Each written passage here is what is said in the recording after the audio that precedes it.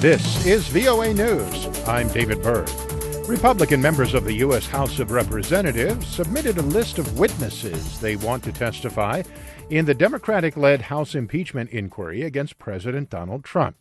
AP's Ben Thomas has more. GOP members of the committees conducting the hearings have released a list of at least 8 people they want to hear from, among them former Vice President Joe Biden's son Hunter and the anonymous whistleblower. But Republicans need the committee's approval to summon their witnesses, and Democrats are in the majority. Chairman Adam Schiff offered a quick response, saying he won't let the hearings serve as the vehicle to conduct sham investigations into the Bidens or the 2016 election. Nor will he let the hearings aid what he calls Trump's effort to threaten, intimidate, and retaliate against the whistleblower.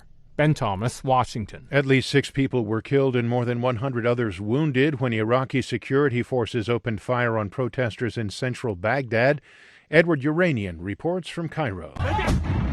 Amateur video showed Iraqi security forces driving crowds of hundreds of mostly young protesters off 3 key Baghdad bridges Saturday as they fired volleys of tear gas to push them back.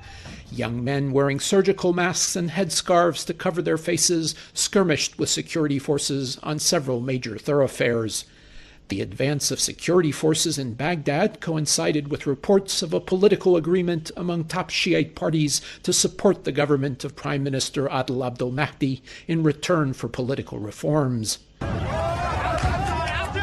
Meanwhile, Iraqi security forces fired tear gas overnight to disperse protesters camped out in front of government headquarters in the southern port city of Basra. Edward Uranian for VOA News, Cairo. For more on these stories, be sure to visit our website, voanews.com.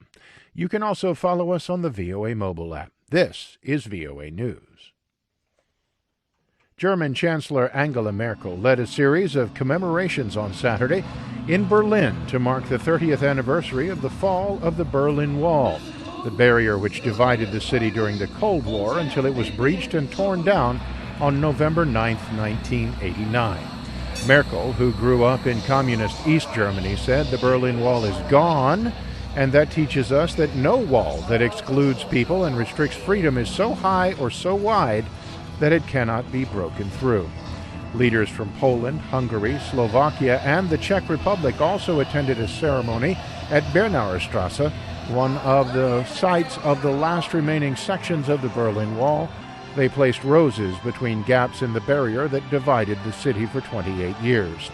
A concert at the famous Brandenburg Gate involving several German and international performers capped a week-long celebration of the anniversary. Hong Kong protesters held a vigil Saturday night for martyrs after a student died in the hospital this week following a high fall. As Reuters' Emer McCarthy reports, that's fueling anger among pro-democracy demonstrators who have been protesting since June. The lights from thousands of cell phones lit up Hong Kong's Tamar Park on Saturday night as protesters held a vigil for who they call martyrs. It comes after 22-year-old university student Cho Si-luk died in hospital this week following a high fall from a multi-storey park during a protest. Although we feel sad, we need to continue our movement. So we need to gather together and hear and voice out something to the government and to the police force. Protesters secured rare permission from the police to hold the evening rally. That's Reuters' Emer McCarthy. India's Supreme Court awarded a bitterly contested religious site to Hindus on Saturday.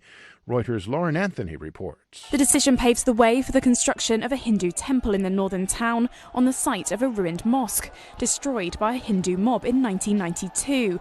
A proposal Prime Minister Narendra Modi's ruling Hindu Nationalist Party has long supported.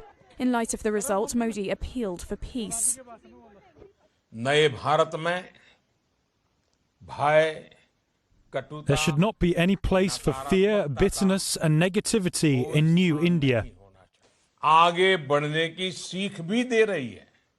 The message of today is of uniting, is to unite and is of living together.